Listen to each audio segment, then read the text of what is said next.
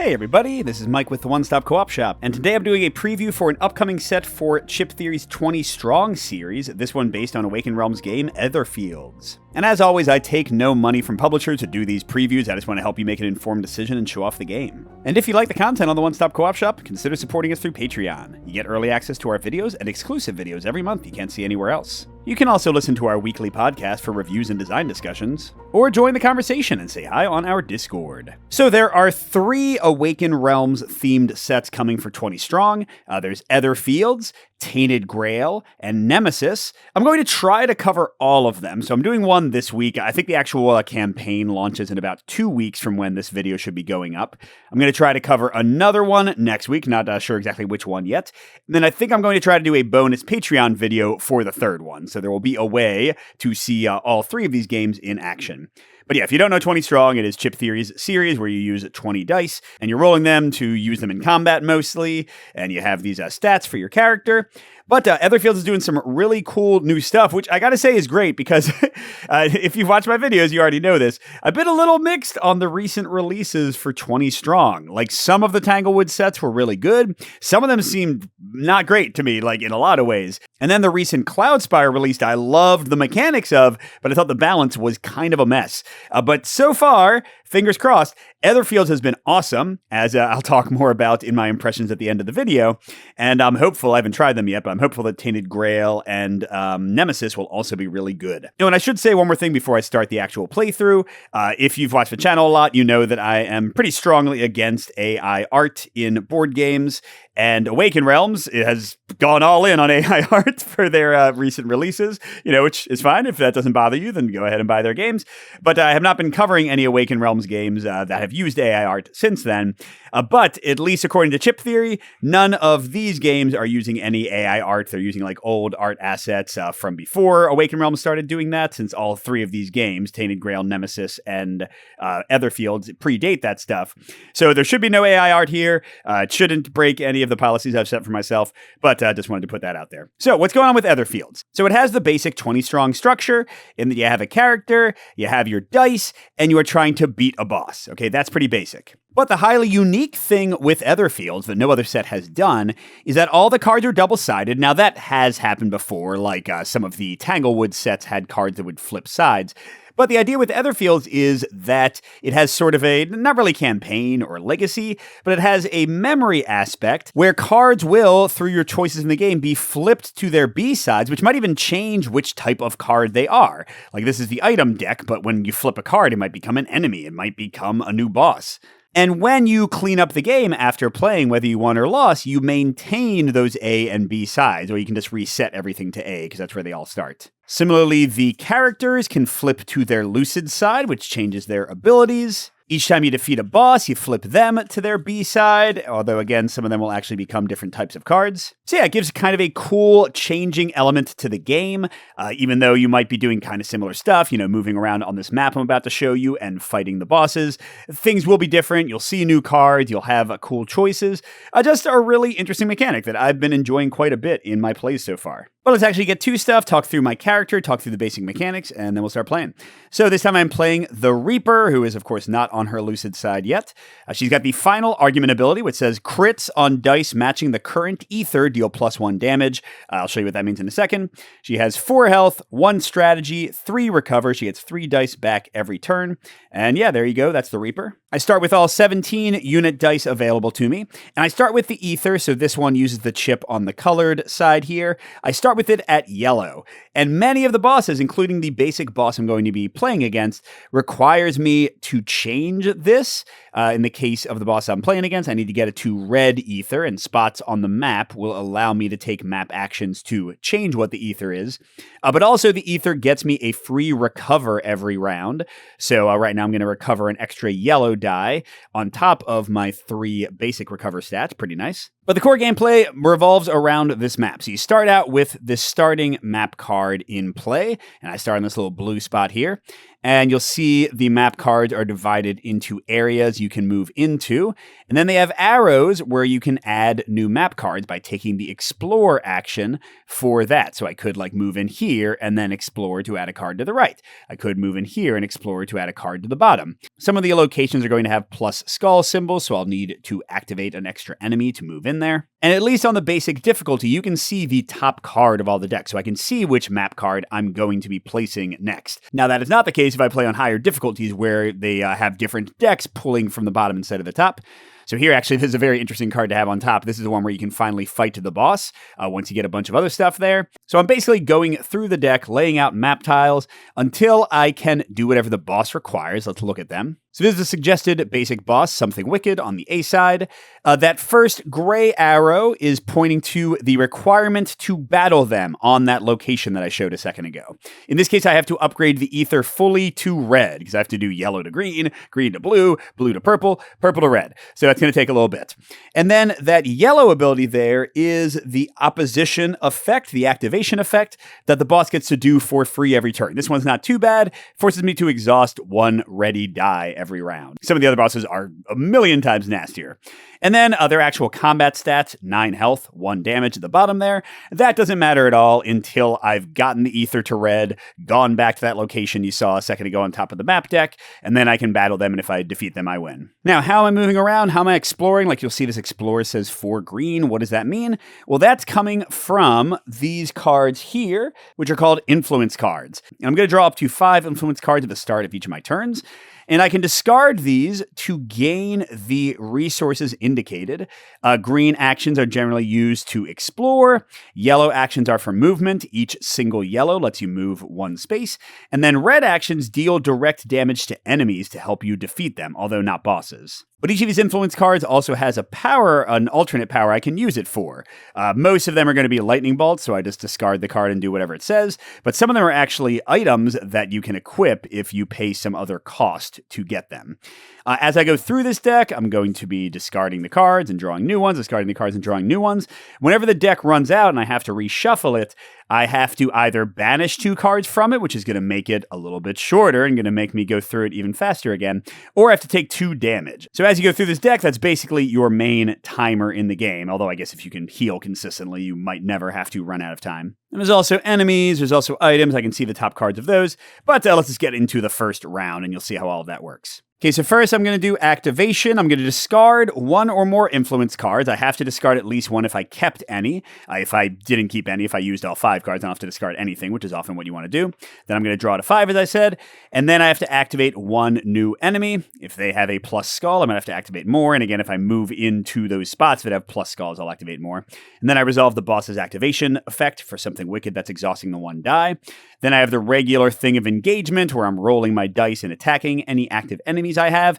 But in between all of this stuff, I can take actions. I can do those movements and those explorations and all those kind of things with the cards in my hand. But I can also spend yellow for those yellow movement effects and green ready dice for those green exploration effects. So the dice in my pool are also a resource to help me out with that kind of stuff. So I could draw my influence cards, then take some actions, then activate the enemy, then take some actions. Then I could do my actual strategy phase and roll the dice and attack people, then take some more actions. So it gives you a lot more flexibility in kind of using these cards to take actions than any other 20 strong game has previously. All right, so let's draw and see what we've got for my initial 5 cards. So I've got a lot of yellow for movement, not very much green for exploration, which is not great. A decent amount of red for auto damage. And in terms of powers, effort, I can hurt myself to gain 3 red, 3 damage effect, or recover up to 4 dice. For pretty tough, I can take a damage and banish the card to draw until I have 5 influence cards in my hand, kind of get like a second to turn almost. Although banishing cards, that's only for this play session, but that is going to make this deck shorter, which means I'll go through it faster, take the damage, or have to lose more cards faster. You get the idea. One with the shadows can reduce damage I'm going to take from enemies. Hurry lets me mess with the map cards because those are also double-sided and also get items. Oh, and then toughness also gets me some defense. Honestly, I'm just planning to use all of these for their numbers and not for any of these actions, and none of them appeal to me right now. And really, I just want to see what my enemies are before I decide what to do. So I'm going to go right into my opposition phase. First, I have to activate an enemy, the kindergarten teacher. So she's got 2 health, 1 attack. She's going to spawn another enemy. That's that plus skull. While she's alive, map actions cannot be taken, so I can't explore, which is annoying. I can't use like the greens on the map things. But when I defeat her, I get to draw 2 cards from the influence deck or gain 1 item. And she's also going to spawn this office rat. And this is a fabulous, fabulous one to get early. The last game I played him, he was late and super powerful because he gets bonus health equal to the number of map cards that are active. So right now he has 2 health. I think in the last game he had 6 that I played, 2 damage. And when I defeat him, I can recover up to 5 dice. Wow.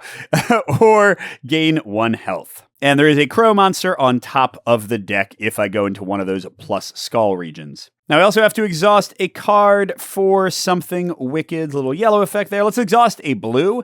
Interestingly enough, because greens and yellows are used for map actions and movement, blue dice are kind of weaker than they are in most 20 strong games. Just a kind of a interesting wrinkle there. All right, well, let's defeat some people. Let's go ahead and use my toughness. Yeah, because that's 2 red or 1 green.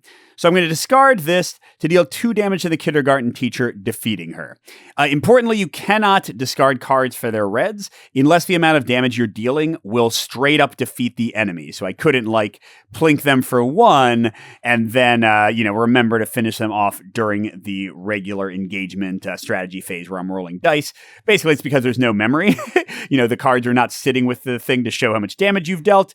But I could like go into the combat portion of the turn, do some damage to them, and then use a red effect to finish them off. It just has to be the killing blow. So that gets discarded, and she gets turned. I get to immediately draw 2 cards or gain 1 item. I guess I'll get the item, although my strategy is only 1, so I can only hold 1. And this one is Little Helpers, so I can discard it. This goes in my item inventory, but I can discard it for 4 green or 1 red, just like my other cards, my influence cards. But while I have it, I gain the ability to spend 1 green to reroll up to 2 dice I just rolled. At any time, I can discard this item to gain any 1 item from the item discard. Well, there aren't any right now. Honestly, I think I'll probably just use it for 4 green to fast track my exploration. All right, so she's dead, so map actions can be taken again. I don't have to fight the office rat. I can take some actions right now. And I know when I defeat the rat, I can get up to 5 dice recovered. So I think what I want to do is use like a bunch of yellow and green dice to do exploration and movement, because that will immediately exhaust them, whereas like any dice I use to punch him will not be exhausted until the end of the round, so I won't get them back when he's defeated. So I can see this topmost card has exploration to the left and the right. I'm thinking that I'm going to explore here to place it. So I will use 1 yellow die to move in there. Again, each yellow you exhaust, or each yellow you spend from cards lets you move 1. And then I need 4 exploration. I could use the Little Helpers, but let's wait on that a little bit. I'll go ahead and use effort. So that's 3 green dice plus 1 from this card. That's enough to pay the 4 exploration cost. So I take the topmost location card and I put it up there. I don't have to move in there yet because I don't really want to. This one will let me spend 5 green or 5 yellow or 5 red to spawn the Something Wicked boss, but only once their requirement is fulfilled, which is, again, changing the ether to red. And to do that, here, you can see this on the topmost map card. Let me zoom in on this. So this one has some exploration in the left and bottom spot, but in the right spot, it has also a map action that says if I spend 5 green there, if the ether is blue, I can set it to purple, and then I recover all my purple dice. And there is a similar one to change it from yellow to green to blue, and purple to red. So basically, for this boss, and for many of them, because a lot of them have the ether being something you have to change, for many of them, I need to track down those locations. All right, so before I defeat the office rat, I'm going to get 5 dice back from defeating him, but I also recover 3 dice plus 1 yellow for the current ether. So I could spend 4 more dice and still be fine. Wow. All right, so yeah, let's spend 2 yellow to move down to another safe exploration spot, because this will be a nice place to put this one so I can safely go there. I try to leave myself regions and like paths that don't have any plus skulls so I can explore safely. Okay, but now I would need 4 green. Ugh. Well, I got 1 left in the cards. And and 1 left in my supply. So maybe I should go into the engagement phase and defeat the rat? Oh no, I don't have to go into engagement. Here, let's go and use Pretty Tough to do 2 damage, enough to defeat him. So I immediately get to recover up to 5 dice, or gain the health, but I want the dice. And yeah, let's get mostly the green I need for the exploration. So that's 3, 4, 5. And again, yellow and green are great dice. Better than they are probably in any other 20 strong release. Okay, now I'll go and explore where I am for 1, 2, 3, 4 green. I don't think I'm going to be able to do anything else with exploration this round. And that puts out this bad boy. Don't need it yet, but it's good. Ooh, yeah, we got lucky with our next draw. Look, this is already, if the ether is set to yellow, set it to green, and then recover all green dice. Ooh, and I can explore that from here, because that's a right arrow. So you do have to pay attention to the arrows. Like if I went in, if this was over here somehow, I could not explore to the left because there's no left arrow. I could only explore to the north. Oh, sorry, I shouldn't have seen what that other card was. Okay, so yeah, let's at least set ourselves up for that. I'll use my last card, this Hurry Hurry, just for a single yellow. I'm wasting it. You can't save change. You have to use everything for a single effect or a single combined move action. All right, so that gets me there. All right, and then I'll go into my engagement phase. I'm not going to roll any dice because nobody's left alive. I'm not going to really do anything. These guys both go away, and they are not flipped. There are very specific effects that'll tell you when to flip something. So except for bosses, you flip them when you defeat them, so you get like a new boss to deal with. But otherwise, things don't flip unless otherwise indicated. All right, and then my recovery stat is 3, but remember, I always get to recover a single die of the current ether. So I get 1 yellow for free, and yeah, let's leave that blue and get all my greens. Not a bad first turn. I managed to defeat 2 enemies, take no damage, and I'm already about to increase the ether the first time. So we're going into round 2. Again, I could do actions if I had any I wanted to do before even I draw my influence. If I had kept any influence from last round, I would have to discard 1 now, or more than 1 if I wanted to, which seems like a dumb thing to do. But let's go ahead and get my cards. All right, so I got an awesome one, so many possibilities. It has no other special action, but it's got a 3 for all the values. Actually, here, I might as well zoom in on these. Mechanical Shotgun. So this is a 1 yellow or 1 red, and this is a potential item. So you'll see at the very bottom, it says spend 3 red to place this card, so I could gain it as an item, although I don't have room right now. And then I would get the ability, once per round, I may exhaust a ready red to gain 2 red, but only if it's being used to defeat an enemy immediately. So basically, it's like I get a free red crit every turn. Not bad. I got Inner Light, a 2 green, yay for green, 1 yellow. I can banish this card. Which remember is going to shrink my influence deck, so I'll go through it more quickly. To defeat any 1 non-boss enemy in the active area. That's amazing. But if its health stat is 4 or lower, I have to flip and discard it, which is sometimes good and sometimes bad. And by the way, I'm allowed to look at the back of any card that is active. That could be cards in my hand. That could be items I'm holding. It could be this crow monster once they're spawned. So you can see like whether a card is worse or better when you flip it and use that to intelligently play, like with Inner Light, to basically make your life easier or harder in the future. Because again, you're going to keep the cards on their A or B side and have to deal with whatever's in there. Then I got Slap, 1 green and 3 red. Wow, that's a lot of red. You may reroll any number of dice you just rolled or discard an enemy from the active area whose health stat is 4 or lower. Wow. And that doesn't have a negative like flipping them or anything. So it's 3 red or just, but discard instead of defeat. So I wouldn't get any bonuses. But sometimes there are monsters that do nasty things with those double arrow symbols when you defeat them. So discarding them might be the nicer way to go. In fact, looking at the crow monster it's about to spawn, look, he's got one of those things that triggers even if you defeat him. If this enemy's defeated, exhaust 3 ready dice and flip and discard this card. I'll see when he comes out if flipping and discarding him is good or bad. Not sure yet. And then finally, Hesitation. 1 yellow, 1 red. I can, as an action, banish this card to gain 2 green, 3 yellow, or 4 red. If this is used to defeat an enemy, flip and discard that enemy. No, so you don't get the defeating thing. Okay. All right, so I think I want to use Slap. This ability maybe. The rest, I don't want to really banish cards. Everything's kind of going fine right now. Let's once again go right into the opposition phase, exhaust a die for the boss, and see who's coming with the crow, and then I can kind of more intelligently decide what I want to do. All right, so the crow monster's coming out. Again, he's going to spawn an extra guy. I'm just getting lots of these plus skull monsters. He's got that annoying ability when you defeat him, and he's going to give me +1 health when I defeat him, 4 health, 2 damage. Let's see how nasty this flip side is. Ooh, it's nasty. That is 10 health, y'all. The Raven Man. Oh, but at any time you can discard an item to discard this card, so kind of push him off. If this enemy has 5 or more dice applied to him, flip and discard this card. And if you just actually defeat him, you gain 1 item, defeat up to 3. Okay, yeah. So you know what? Let's see who else is being drawn, but I'm like 100% going to slap the crow out of here and not let him flip over. Okay, but he's bringing Bane. Oh, hello. I can't do a Tom Hardy impression at all.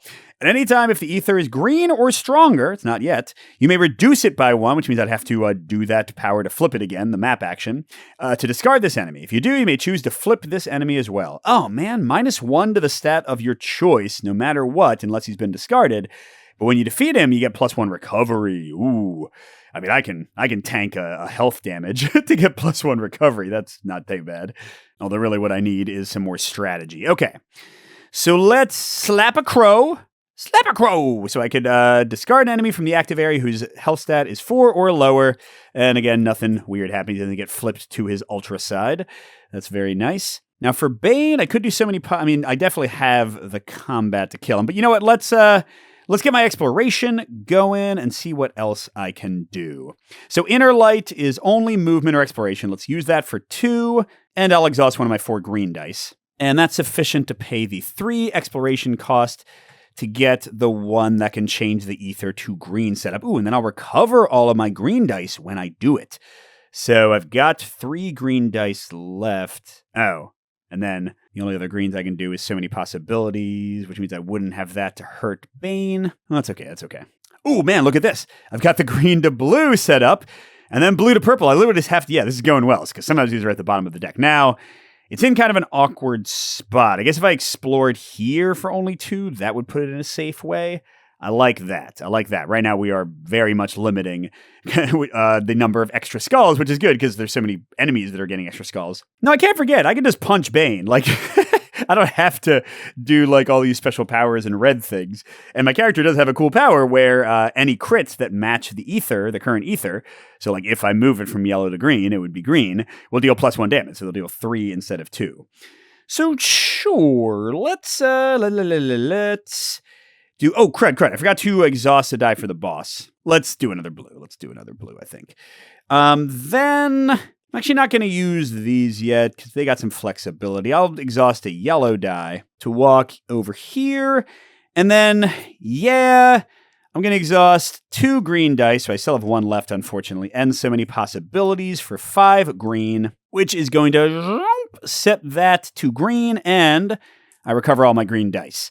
Not too bad. Now, I could just reduce the ether back to yellow to defeat the Bane and then raise it back up next turn, because you cannot use special powers on maps more than once a turn, so I couldn't, like, trigger that ability I just did more than once. Or I could try to punch him for 3 damage and then defeat him with Mechanical Shotgun and Hesitation.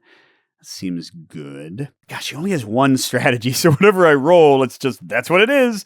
Which means I'm going to have to burn more dice than I really want to. Well, so be it. So I'm going to go into the engagement phase. How many dice do I want to use? Definitely the red. Definitely a green, because I'm getting a free green recovery now that I've changed the ether. So if that's a crit, it'll be 3 damage, but, you know, good luck on rolling that. That's a 1/6 chance. So I have 2 potential damage for my 2 remaining cards. So I need to do 3 damage to Bane. The red's going to do 1 minimum. Purple will almost always do at least 1. I only get 1 shot at this. Sorry, that's why it's a tougher thing than normal. All right, let's do that, I guess. So here we go, my single strategy roll. Dang it! Why did I... That's 3 damage for my ability. My final argument... Oh, I guess I don't have to use my cards now, so I can use them to move. So that was okay. So that's 3, 4, 5, 1 extra die just hanging out to get exhausted. That was a good roll. All right, so I immediately up my recovery stat, but he doesn't go away because he is going to trigger his ability to reduce one of my stats. I'm going to choose health in a second. So, man, I'm really recovering well. I just need some strategy. So I am, now that worked out so nicely, going to spend both of these for 2 yellow, which will move me, blink, blink, back over here in a perfect spot to safely place my green to blue action that I need next. Let's see, I'm going to recover 5 dice this round. So I don't want to spend any more right now. I was going to say I could, like, immediately use some greens to explore, but I don't see any need to do that. Okay, so this guy's going away. I'm going to reduce 1 stat of my choice. I'm going to reduce my health down to 3, which means I'm not in a good place to reshuffle the deck. Those all get discarded. Then I'm recovering a green for free plus 4 more. 1, 2, 3, 4. The blues are just being sad. Although I think Don't I? Yeah, I get all my blues back when I do that ether change again. So I want to like fight with some blues and then get them in a second. All right, coming to the next round. We are getting a little bit low on cards, but I'll show you the new ones. So crowbar is another potential item. If I spend 4 red, I may take map actions up to 1 space away. At any time, you may flip and discard this card to gain 5 red. Man, taking map actions up to 1 space away is crazy good because it saves you movement. It also potentially saves you like having to go into skull spaces. Woohoo! But 4 red is a lot. Oh, I can use the red die for 1 point of red as well, but and I still don't have room to hold a different card. Pathfinder, another item. I don't have strategy for this, y'all. I can spend 3 to place it. Once per round, you may spend 1 green and move up to 2 spaces. You move through walls during this movement. You haven't seen any walls yet, but there are like walls on some map tiles, so that's pretty good. So many possibilities you already know about. Effort we already saw before. And finally, gambling. I've been too scared to use this. In the applied dice step, when you apply a crit on a yellow or green to a non-boss enemy, you may re-roll that die, and if you roll a hit, the enemy is defeated. It's a 1/3 chance on a yellow and a 1/2 chance on a green. And it's wasting a crit, if you don't. So yeah, I usually just use gambling for 2 red, but we'll see what happens. All right, I've got a very interesting card on top of the deck that I'm about to spawn. First of all, he doesn't have a plus skull. Hooray for small favors. It says, at any time, you may discard 2 influence cards from your hand to defeat this enemy. I think I still get the immediate effect when that happens to recover. Oh, I guess there wouldn't be any other enemies in the active areas. Never mind. But if this enemy is defeated in this way, flip and discard this card. Why would I want to do that? Because, I did this in my previous game before I reset. Look, it's going to get me a new card into the influence deck. So I'll actually have a larger influence deck and I'll go through it less quickly. And it's got an item. It's got some good stats. So, okay, let's go ahead and do our opposition. So he comes out, and we got to exhaust something. We know it's going to be blue for the boss's effect, because we're just about to get it back for free. All right, so I do want to do this. Costs 2 cards. I really need green the most this turn. Oh, I guess they're all green, and that's the only one that's more than 1 green. I don't think I need red. So I guess yellow could be useful. So let's discard both of these. I mean, I could get the crowbar, but it's fine. All right, so that will flip and discard him, and then I would recover, I think. It does say, if they're defeated in this way. So recover up to 1 die for each enemy in the active area. Is he still in the active area? I don't know. Let's just say I get nothing. I'm not quite sure how he's meant to be interpreted. Yeah, that leaves me with these. So I need 2 green to explore. Then I got to move 1. Then I need 5 green to change the ether to blue. So we're going to have to go into dice for sure. But let's go ahead and do both of these cards. I don't think I need to move 2. So sure, let's do both of these cards for 2 green, which is going to explore here and get the blue one set up. So now I just need I need to go there, do that one, go there, do that one, and find the red, which is not on top of the deck. Oh, there we go. That is a wall, if you were curious. So I just need to get this, I need to mill through the locations. I just need to get this card explored, even though I don't plan to go there. Which might require some skulls. We'll see. Oh, I guess I can go to this one and explore up just to kind of mill through the deck. All right, let's use a yellow die to move into here. And then I got 3 green from this plus 2 green dice. And that will change the ether to blue, which is going to get me all my blue dice back. Okay, so I'm about to recover 1 blue die if I exhaust 1. And up to 4 other dice, which currently is not actually helping me. I do have little helpers. I could spend this for 4 green, let's not forget, which would be almost enough to change the ether from blue to purple, but I haven't used any purple dice either. I really want to fight another dude or something, I guess. I do see there's a pretty basic weak guy on top of the deck. Maybe I move to the left.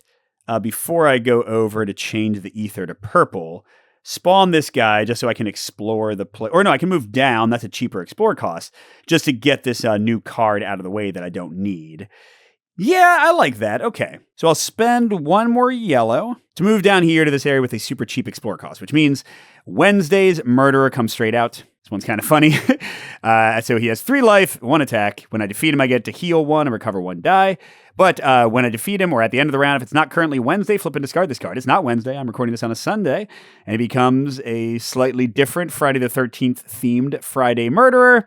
And then if it's not Friday, he gets flips and discarded when I fight him. I mean, I'm not going to fight him again this game, but for next game, he would be that guy. All right, so I just got to fight this guy. Did I think I was going to flip to purple this turn? I don't know what I thought. But I should use some purple, because I'm going to change to purple, and that way I can do other things. So sure, let's only get one strategy, only get one shot at this.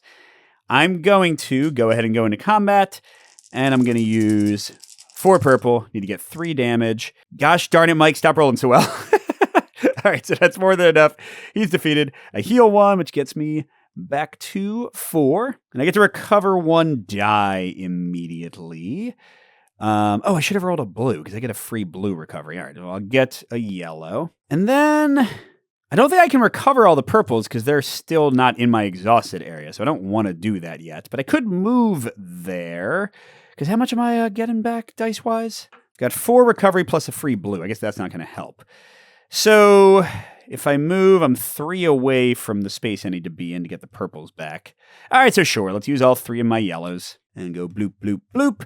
And I'll be ready to change the ether next turn and get back all the purples that it's attacked with. All right, so these are getting exhausted. It's now Wednesday, so he's going to his Friday side. And I get to recover 1 blue die for free. Nope. And 4 other dice. So I'll get 2 green, just to make sure I have enough to pay for that. And 2 yellow. And again, I'm going to get all the purple in a second when I change the ether to purple. So just those yellows will be out for a minute. Did I remember to do exhausted die for the boss? I think I did. Anyway. All right, we're going to the next turn. Let's go and get our influence cards. Oop, the deck has 1 card left in it, which is fine. I think I'll just banish 2 cards because we are moving well apace. Wait, hold on. For anybody who's screaming at me, yes, I did intend to use 2 green. I think I had 2 green left. I hope I had 2 green left. Let me pause the video and check. Okay, yes, good, verified. So let's say that before I moved.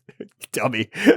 I spent 2 to do the entire reason I came over here and fought an extra guy and put out another map card. All right, unfortunately, I still don't have the last thing I need on top. So if the enemy isn't too bad, maybe I'll go over here. But for now, I did already move over here, right? And we'll say that I still didn't recover the 2 greens because I don't remember what I recovered.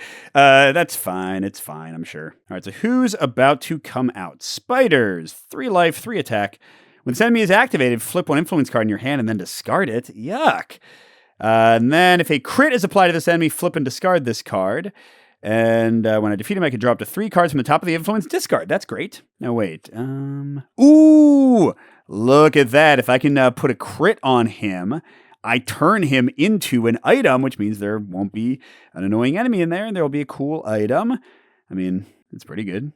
Flip and banish this card to get 4 plus 4 life, or just use it for 4 green. That's neat. I mean, changing them into items is not like as purely awesome as changing them into the influence cards is. But yeah. All right. I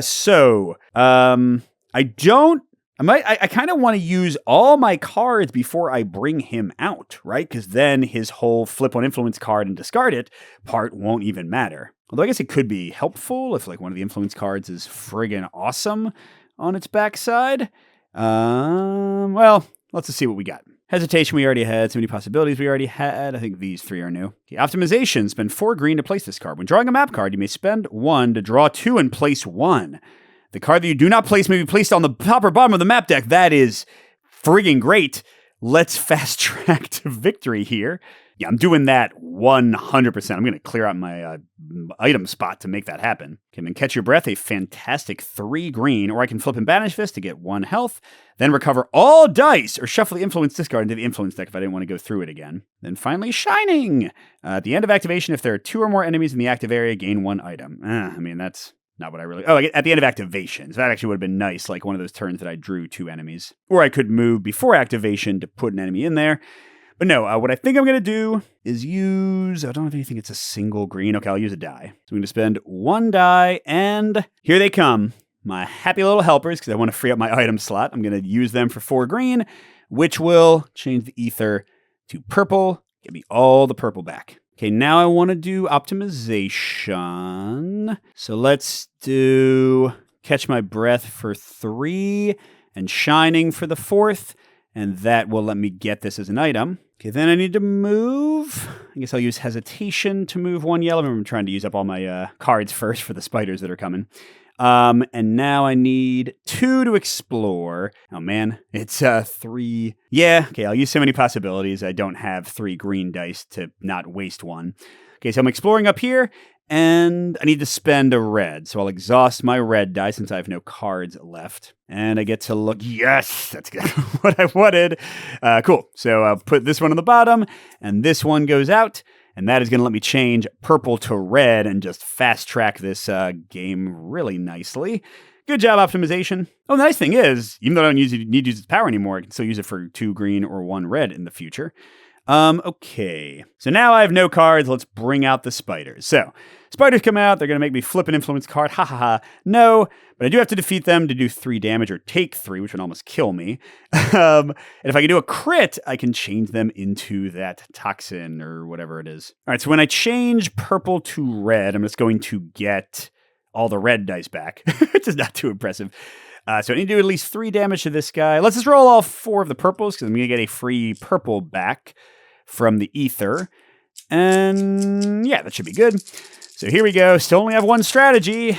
Not loving that. But I'm... Oh, and yes, I get to do the thing I wanted to do. So yeah, overkill again. So I immediately draw 3 cards from the top of the influence discard, which includes my so many possibilities. Ooh, let's switch the ether right now, I guess. All right. So I need to move 1. Let's use hesitation to do that. And then I can... So that's 4 green. Or I could discard optimization now for 5 and then use this for movement. I like that better. So that's 5 green, which changes the ether to red and immediately gets me the 1 red die. That's not nearly as happy as getting a bunch of things. But now I can spawn the boss at that other location. So let's use Shining to move twice. And how much do I want to avoid fighting another enemy? I think I want to avoid it. So I'm going to go here and then up that way. I will have to get an extra one when I go there, though. I think that's good enough because I'm not getting most of my dice back this turn. Okay, so the spiders go away, but they are being flipped into an item and go into the item discard. And these go, and then I'm recovering 1 red from the ether. Nope. Did I exhaust 1 die? I am like 99% sure I did not when I spawned the spider, so let's go ahead and say that. All right, now I can recover 4. I mean, I might actually be fighting the boss soon, but I do need movement. But the cards might give me movement. Yeah, let's get my purples, I guess. All right, so I draw this, and then I have to shuffle, and I think I'm going to banish 2 cards. I forget. Sorry, I don't have the rule book with me right now, just like the little reference sheet. So I forget if it's like a random 2 or the top 2 of the discard pile. So I was going to take a random 2, but I'll put a note in the video description right now if that is incorrect. And then I keep on drawing. So that's really not that bad, especially since I'm going to wrap this up pretty quickly. Oh, I got another 3 attack. That should be good. Or I can use it for 3 to spawn the boss. And who is on top? Shadow. When this enemy is activated, it goes to your inventory. I can discard an item if I can't hold it. At the start of each round, you cannot draw more than 2 cards. I can spend 2 red to flip and discard this card. I mean, that's barely even an annoyance. Of course, I'm going to get a second enemy from that. So I've got 2 yellows to move 1, 2. So I need 2 more movement. Shining seems perfect for that. So let's go 1, 2, 3, 4. That brings out the shadow to my inventory. Not really doing much. Okay, and who's on top? Intruder. When this enemy is defeated, exhaust 2 ready yellow. That's fine. I don't even have any. If this enemy is not defeated, flip and discard this card. Is that a good thing? Oh, I guess I can't technically see yet, but it's fine. But I've also got like a billion reds, so I'll just defeat him immediately. Okay, so I need to spawn the boss. So let's use these 5 greens to do that. So something wicked comes out. 9-1. That's all we got to do to win. Of course, I still have no no strategy, so it might be a little tougher. Okay, then I'll go into the engagement phase, or the opposition phase. So I'm going to bring out the intruder. Although this boss has no requirement to defeat everybody. And I have to exhaust 1 die. Clearly it'll be the green. All right, and then I'll go ahead and use so many possibilities to kill the intruder. So his power is not going to trigger, but I do go up to 5 health. And the boss is only hitting for 1, so if I don't defeat him this turn, I'm going to certainly defeat him next turn. But let's go ahead and see how things go. You cannot use red to damage the boss, so this card is kind of worthless to me. All right, I need 9 damage in 1 go to just wrap things up immediately. That does not look like it. That does not even look close to it. I think bosses keep damage between rounds, right? They would have to, right? Maybe. We'll say they do. I don't remember if the rulebook specified it either way. All right, so I got, how much is that? 1, 2, 3, 4, 5 to him. All right, so this guy's going away. He hits me for 1, so I'm down to 4 life. And I get to bring back 1 red for free, wah wah, but 4 other dice. Let's get the best ones I can. Shoot, I might not kill him next round either if I don't roll well. Oh, and I forgot, I can't draw more than 2 cards. Forgot about you, Shadow. I still had hesitate. No, it's not big enough.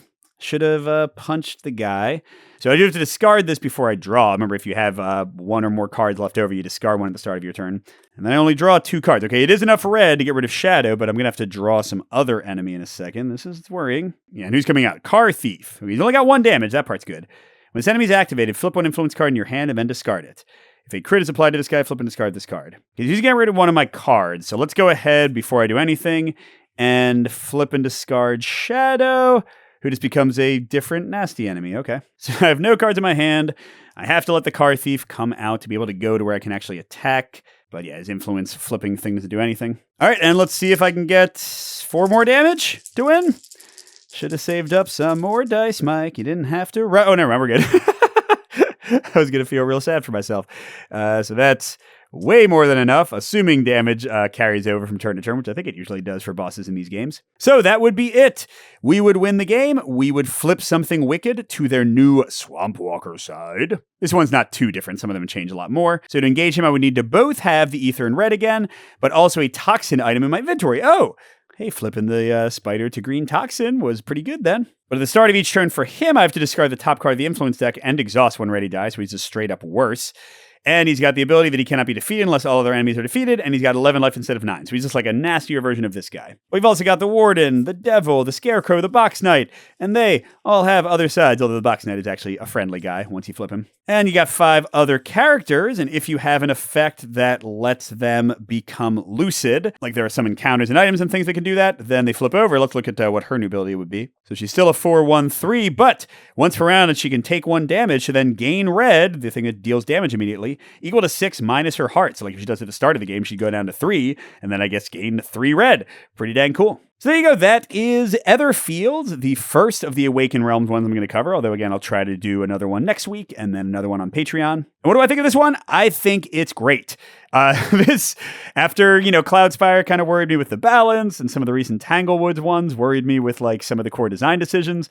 This one, I don't really have any complaints about. I think the whole A-B thing, oh, it's another toxin. That's cool. I think the whole A-B thing is really cool, really fun. It really feels like you are evolving and changing up stuff with your decisions. I didn't flip a ton of cards this time, but I could have. And like the map cards can also flip.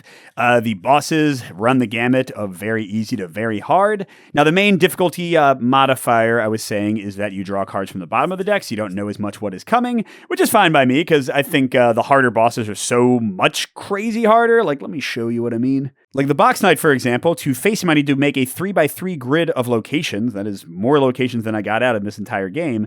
And he's spawning an extra enemy every turn. And there are other ones that are even nastier than that, especially once you flip to their B side. So I think this one has better difficulty scaling than some of the recent ones, like Cloudspire.